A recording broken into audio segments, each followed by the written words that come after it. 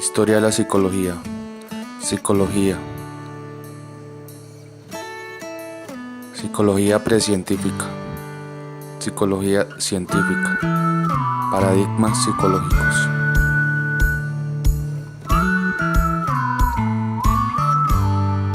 A continuación hablaremos de la psicología precientífica, la cual trata de entender la naturaleza del hombre. Dice que él es dividido en tres: razón, mente y cuerpo. También hablaremos de los filósofos griegos que se destacaron en esta época. Uno de ellos, y podemos decir que el más importante, es Hipócrates, que nació en el 470 y falleció en el 370 a.C. Este filósofo intenta explicar el origen de las enfermedades mentales. También nos dice que el hombre está compuesto de sangre, bilis negra, bilis amarilla y flema. Continuamos con Sócrates. Este también fue un gran ejemplar. Nació en el 470 y falleció en el 400 a.C. Tenía dos frases muy sabias. Una de ellas era: conócete a ti mismo. Y la otra era: si yo sé quién soy, sé también lo que debo hacer. Continuamos con Platón. Nació en el 427 y falleció en el 347 a.C. Habla de la estructuración de ideas en relación al comportamiento, el alma. También dice que el hombre se divide en tres: en razón, espíritu y apetito. Seguimos con Aristóteles. Este ejemplar nació en el 384 y falleció en el 322 a.C. Este descubrió el método científico y fue el padre de la psicología científica. También definió que habían dos universos diferentes, el físico y el mental. Seguido de San Agustín. Nació en el 345 y falleció en el 430 a.C. Este ejemplar nos dijo que la verdad del hombre no se busca en el exterior, sino en el interior de éste. Continuamos con Santo Tomás. Nació en el 1224 y falleció en 1274. Nos decía que el cuerpo y el alma guardan una relación. Seguido de René Descartes, que nació en 1596 y falleció en 1650. Descubrió la interacción entre el cuerpo y la mente, separando lo físico de lo mental. Continuamos con Spinoza. Nació en el 623 y falleció en 1677. Nos dijo que la psicología y la fisiología se funden por completo. Continuamos con John Locke. Nació en el 632 y falleció en 1704. Nos dijo que las ideas vienen de la experiencia y que éstas se originan en la enseñanza, reflexión o sentido interior. Seguimos con Immanuel Kant. Nació en 1724 y falleció en 1804. Este gran ejemplar asignó importancia a la unidad de perfección y a la unidad de la experiencia. Y finalizamos con un gran ejemplar, John Smart, a principios del siglo XX. Él dijo que la mente era activa y no pasiva.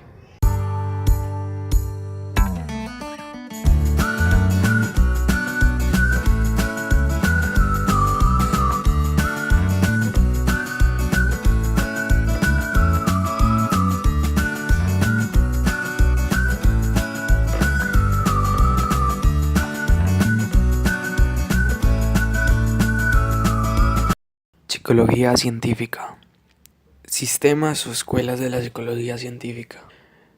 Entendemos que los principales pilares de la psicología como ciencia fueron la filosofía y la fisiología.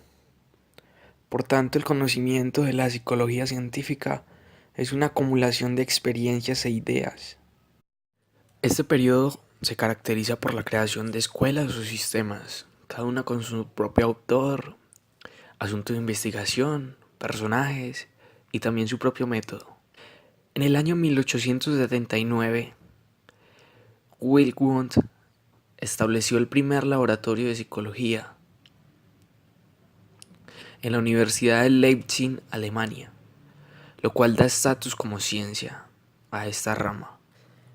Estructuralismo es una escuela psicológica cuyo mayor representante es Wilhelm Wundt.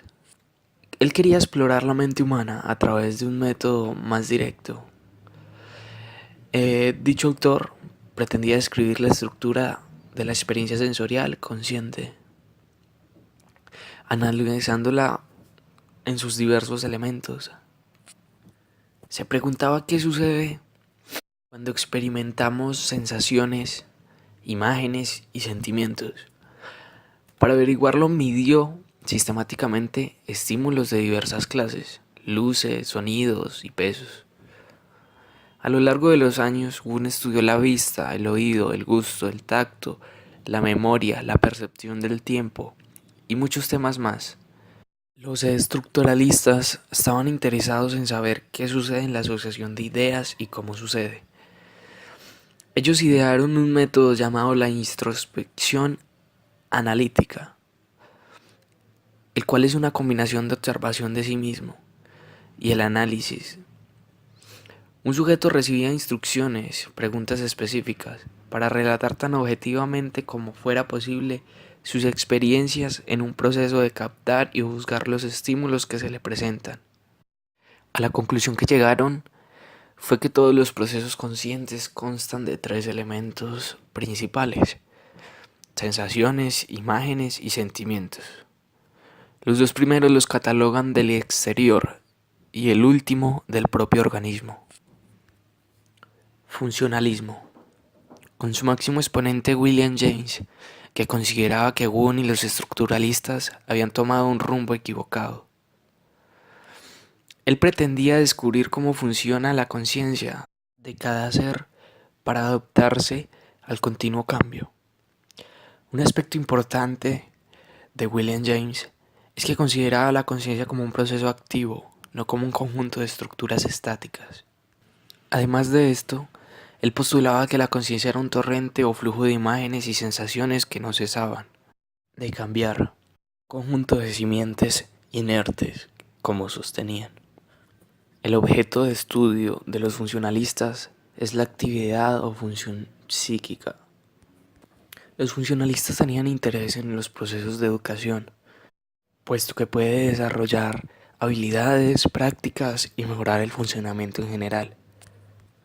Aparte de esto, el funcionalismo también promovió el desarrollo de la psicología industrial, la psicología infantil y las pruebas mentales, psicometría. Conductismo, con su máximo exponente John Watson. A pesar de ser educado en la tradición funcionalista, rápidamente se desilusionó y descubrió que podía estudiar con mucha eficacia los animales y organismos sencillos. Observaba la conducta, el comportamiento visible y por lo tanto registrable, medible. En especial, aquellos que se dan por los estímulos y las respuestas. Algo que dijo Watson, que es muy importante, es: denme una docena de niños, la oportunidad para criarlos bajo los principios de la psicología conductista, y haré de ellos la clase de adultos que me venga en gana. Haría de ellos los mejores hombres o los peores delincuentes. Para él toda la conducta humana era aprendida, y la comprensión de los procesos aprendidos era la clave para descifrar todos los misterios de la conducta humana. Los conductistas en sí se centran en el comportamiento observable, los hechos observables de la conducta. Los investigadores utilizaron el objetivo experimental, aunque también utilizaron otro método, como el de la observación con y sin control experimental.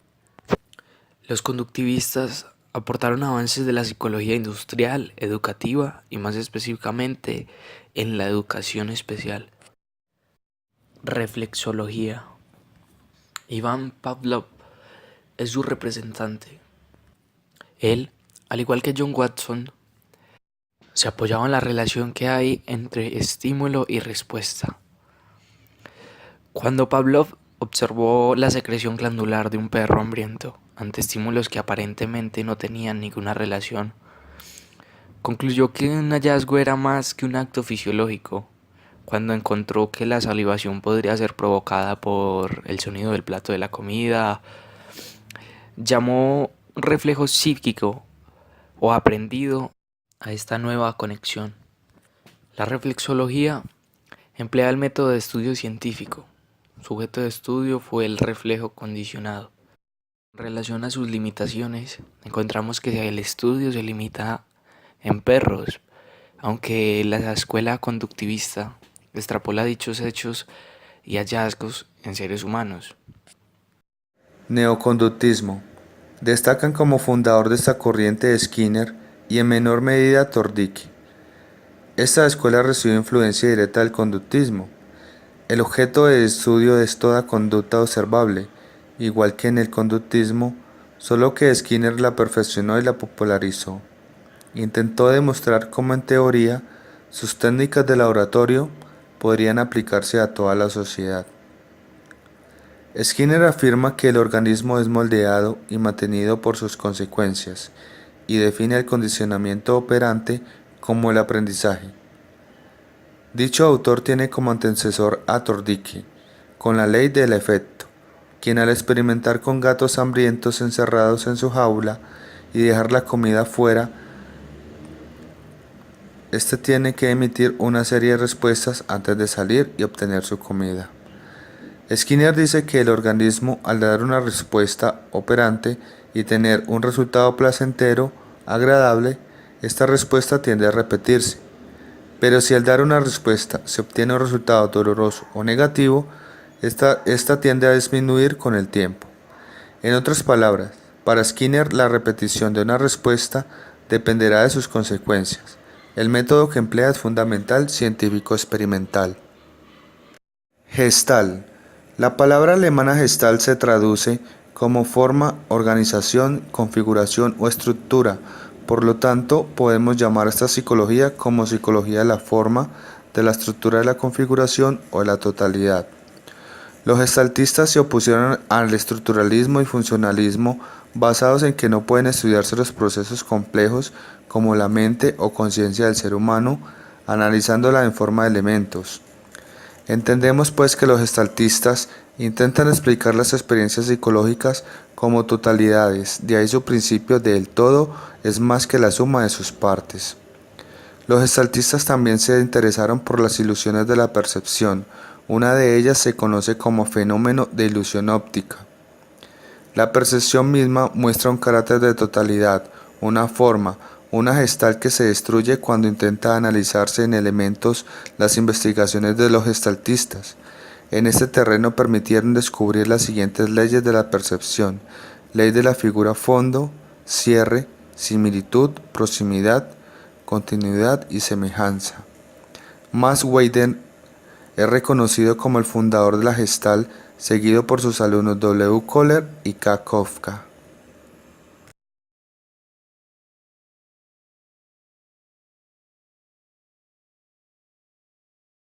Psicoanálisis. Esta escuela es conocida como psicología dinámica, fundamentalmente porque su interés básico se refiere a las causas motivadas y a la dinámica o funcionamiento de la personalidad. Sigmund Freud, reconocido como el fundador del movimiento psicoanalítico, fue un médico que pasó la mayoría de su vida en Viena, Austria. Fue mucho más lejos que cualquier otro en desarrollar una teoría muy complicada de la personalidad que trata de explicar las causas de dichos trastornos. El contacto directo con sus pacientes proporcionó a Freud material para crear conceptos psicológicos como la teoría psicosexual, las diferentes etapas oral, anal, fálica, latencia y genital, el complejo de Edipo, la castración, envidia del pene, aparato psíquico como consciente, preconsciente, inconsciente y teoría de la personalidad, yo, ello y superyo. Freud tenía la teoría de que muchos pensamientos inconscientes son reprimidos, se dejan fuera de la conciencia. pues unas zonas son amenazantes. Sin embargo, decía que en ocasiones se revelan en los sueños las emociones o los lazos linguae.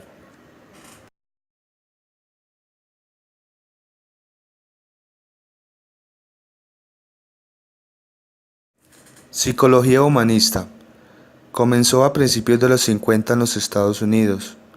Subrayan los factores subjetivos de una persona como imagen de sí misma, la forma en que percibe su propio cuerpo, personalidad y capacidades, la autoevaluación, se califica como bueno o malo y el marco de referencia, perspectiva mental que se emplea para interpretar los hechos.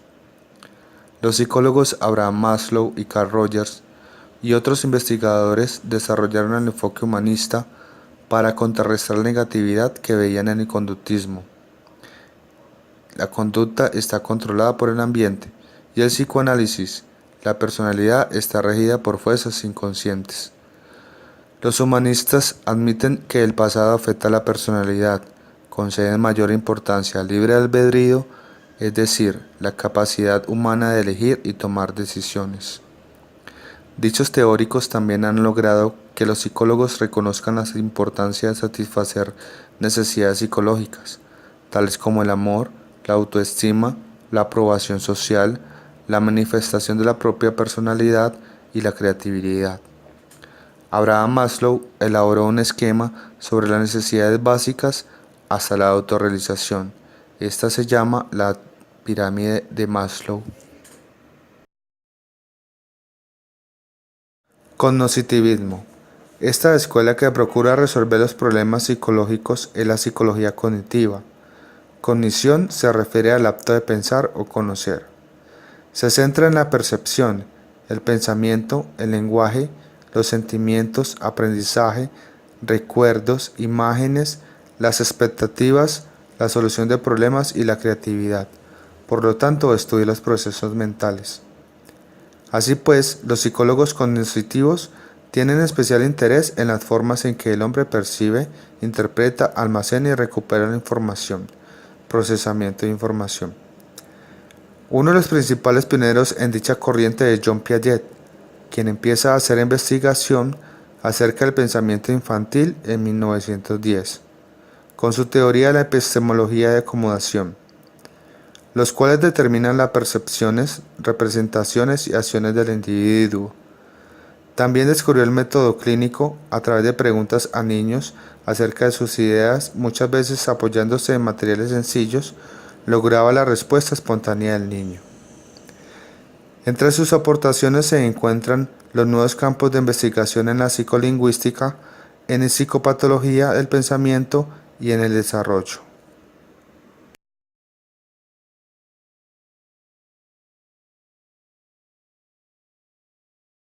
A continuación, les hablaremos sobre los paradigmas psicológicos. Entendemos como paradigma a las realizaciones científicas que durante cierto tiempo proporcionan problemas y soluciones a una comunidad científica.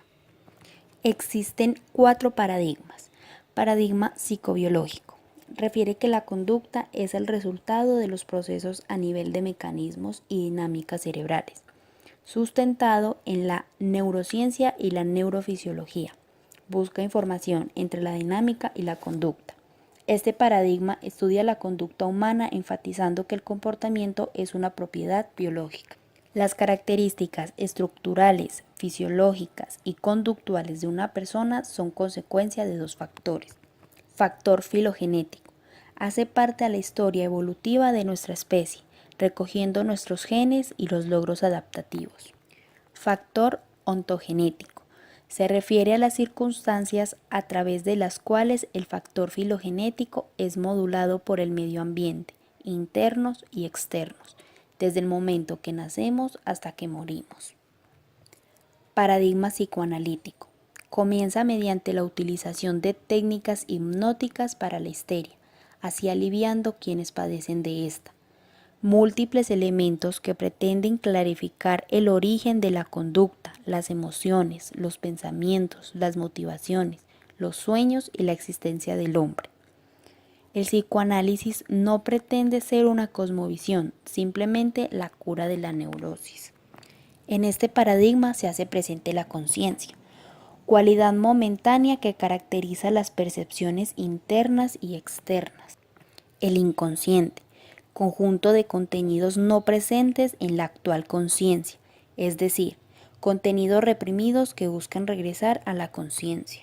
Y el subconsciente, contenidos que no están presentes pero podrían llegar a ser conscientes. Paradigma conductual. Interacción entre el individuo y su contexto físico, biológico y social, cubriendo así un amplio rango de fenómenos psicológicos, lingüístico, cognitivo, emotivo, motivacional y motor sensorial. Los trabajos de investigación sobre los principios del aprendizaje han desarrollado múltiples tecnologías de ingenierías como la terapia de conducta, la modificación de conducta, el análisis conductual aplicado e incluso nociones teóricas y filosóficas, terapias conductual cognitivas y viceversa. Paradigma fenomenológico. El pensamiento que influyó en el surgimiento de esta corriente es muy amplio y podría resumirse como todos aquellos que se han resistido a reducir la psicología y el estudio de los seres humanos en una mera ciencia natural. Sin embargo, se puede sistematizar sus influencias en grupos principales. En cuanto a la crítica al mecanismo y reduccionismo de la psicología en tanto como ciencia, y su propuesta de poner en énfasis la intencionalidad del ser humano como individuo. Se puede citar a Franz Brentano y su concepto de intencionalidad, o a Oswald Culp, antielementarismo. También se puede mencionar a Wilhelm Dilthey y a William James con su estudio sobre la conciencia e introspección. En este momento surgen teorías de la personalidad que intentaron mostrar al ser humano más en función de sus motivaciones y necesidades que en función de sus patologías o determinaciones. Tales teorías fueron como las de Gordon Allport y Henry Murray. Una teoría que se incluye dentro de este paradigma es la terapia centrada en el cliente de Carl Rogers. Para este autor, las posibilidades de solucionar el individuo su propia problemática son inconmensurables, pues dicho individuo posee los recursos suficientes para solucionar los conflictos que se encuentra. Aparte de esto, Rogers también señala una noción clave, la posibilidad del individuo para ser autosuficiente, comprenderse a sí mismo y de resolver sus problemas de modo eficiente para lograr una satisfacción y eficacia necesarias para un funcionamiento adecuado, resalta dicho autor.